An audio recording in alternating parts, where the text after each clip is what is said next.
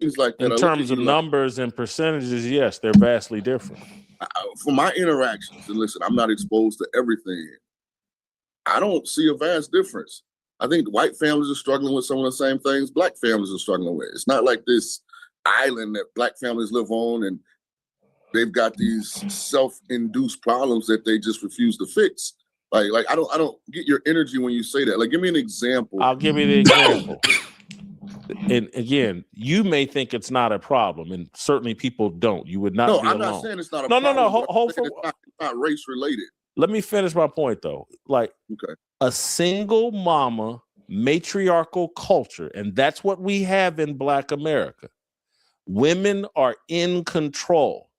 We have a feminized victimhood culture.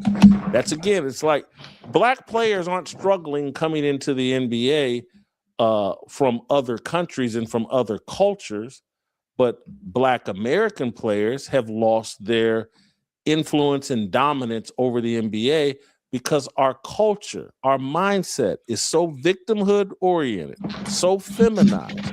We don't have the right mentality to dominate the NBA the way we used to. And so if 75, 80% of the men are... So it's funny how he say that that demographic is victim. My demographic is victim oriented, right? But there's other demographics that's complaining about DEI, complaining about affirmative action, complaining about reverse racism. He ain't talking about, but he's overlooking it though. He's overlooking that.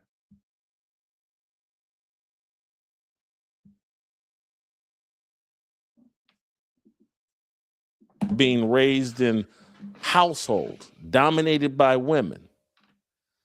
That's not how you produce leaders, not produce leaders of men. And we have lied to ourselves and live in this sense of denial that, oh, women are just as good of leaders as men. No, they're not.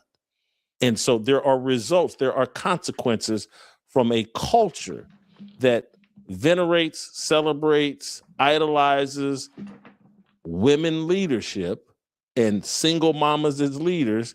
And if this is where all or a high majority of our men are coming from, and white boys, white men are coming from a culture that's still 75% two-parent, it's still mostly patriarchal. If they're coming up and being developed in a patriarchal system of a two-parent system, they're going to produce far more leaders than we do as men. Our leaders are women, and women can't coach football. Do you live in America? Yes. Serious question. Yes. White moms are at an all-time high. You can't put on a draft, whether it be basketball, football, and there's not a white mom that's divorced or single that's sitting over there. So the data doesn't back you up, Sean. Yes, I watch the drafts. No, it's not about watching. It's about analyzing the data. Like, 75% of white kids are raised in two-parent homes. You just said 20% of black kids or somewhere around there are. You just said that the black athlete, yes, has a major deficiency in that the majority of them you think are raised by single women, and women aren't capable. And I'm saying white moms are everywhere, and they're not in marriages. Like, so is it the female thing? Is it just the black female thing? I'm trying to pinpoint like your energy here, because I think you're making a generalization that is unrealistic and is delusional. Sean, I'm gonna say it slow. I'm gonna slow it down. It's not. And hold on, because you like to do this. I am the common sense on this show. So continue. I'm gonna give you. I'll let you live in that state of delusion. But can you understand simple data? If 75% of white kids are growing up in, so let's start with a round number. There's 100 white kids.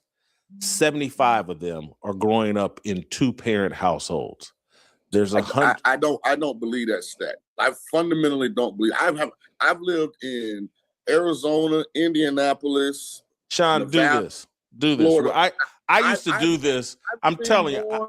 I've seen more divorced single white kids that live with one parent and go to the other parent 2 weekends out of the month than ever in this country. I'm just telling you, I'm pushing back. I think your data is flawed because you want it to fit your narrative. No, Sean, this isn't a narrative. These are facts. Black churches are filled with single mom. But Sean, do this. I used to do this in the 80s when I was playing. Ball State Football Media Guide would come out. Okay. And you would go read the media guide. And I did this when I was in college. And my parents were divorced. But I would go read the media guide, the bios for each individual player. And when I was in school in the 80s, it felt like half, maybe 60% of the black players, when it listed who their parents were, it would list their mom. Or it would list their mom and dad, and they'd have two different last names because they weren't married. At that time, it felt like 80, 90% of the white players, it would list their mom and dad as married. John and Josephine Smith, blah, blah. It was, and I would look at it and be like, man, that's wild. Most of us are coming from either divorced or single mamas. They're coming from two-parent families. This is in the 80s. If you look, and media guides aren't out, but you can go online and look at people's bios on teams, and you can almost virtually assume that the black players are going to list their mama, and that's it, or they'll list their mama and daddy, and they'll have two different last names because they're not married. And the white players overwhelmingly will list their parents as married.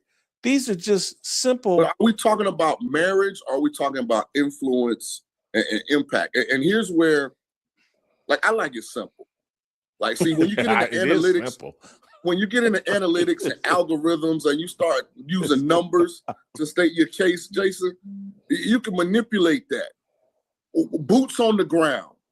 In 2026, in my opinion, the black father is as involved in their sons' lives as they have been in the last 2 decades.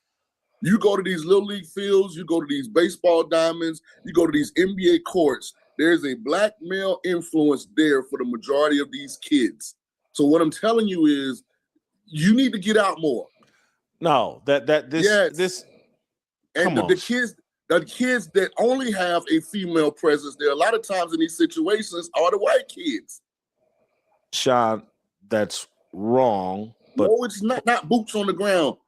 Whitlock, not boots on the ground. Hey, Sean, it matters what the boots on the ground think. And so let's say you got a man, and there are plenty of male feminists, plenty of men that have a matriarchal mindset, and that is overwhelming with us. Black culture is dominated by the matriarchy.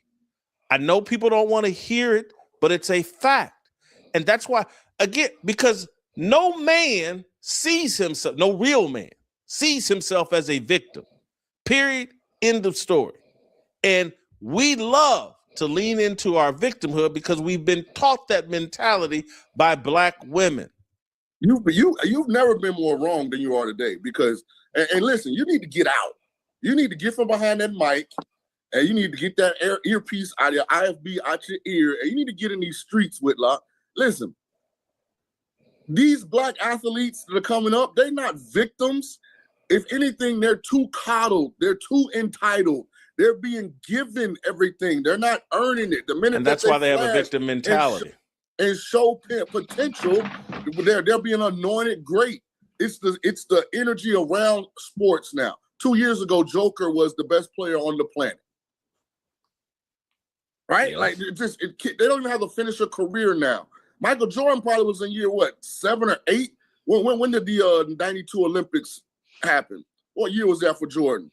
Before 84 America is probably 8 years in. Yeah, probably right before they would even acknowledge that. Okay, he got it. He the best. Now a guy come in, have a great freshman year in college, and oh my God, he's the greatest. That's the issue in sports. It's not that they're playing victim. It's that black, white, European, whatever you may be, is not being forced to earn in order to elevate. But that's not a feminine childhood influence thing. Like, where are you getting this from? Like, I'm telling you. See, this is what happens to guys like you. And when I say, hey, you're my friend. You're my friend. Peter, listen, this is what happens to guys like you. You stay inside 365 days a year. All you do is ASDA, ASDF, JKL semicolon. You just sit on your computer and you get your Sean, information. you know nothing about me. And I get it. I get it, John. You can speculate. You can listen to Stephen A. Smith. You can listen, but listen, Sean. I get it, Sean. But seriously, I'm just not gonna. This would be like me trying to tell you what's going on in your life, and I don't know. You live in Las Vegas. We talk to each other over Zoom. Hold it. Let me finish. Because again, it's like I get that there's this myth that, oh, Whitlock doesn't know anything because he's not out at strip clubs every night. He's not in Las Vegas in a casino blowing money like he used to do. He's not doing the things that he used to do. And the things that I used to do, again, this insight that you're looking for me to have, it's not going to come from me being in a strip club or in a nightclub or out some celebrity events that I occasionally go to and used to go to more often. It's not coming from that. And so I get that everybody's hanging out in strip clubs and maybe everybody's coaching a little AAU ball and all that other stuff. But I am a student of life. And trust me, my source of wisdom, the Bible, trumps all that bullshit that everybody else is claiming and thinks that it gives them some insight. When black parents aren't married and women are dominating this culture and black men are running around like George Floyd. Man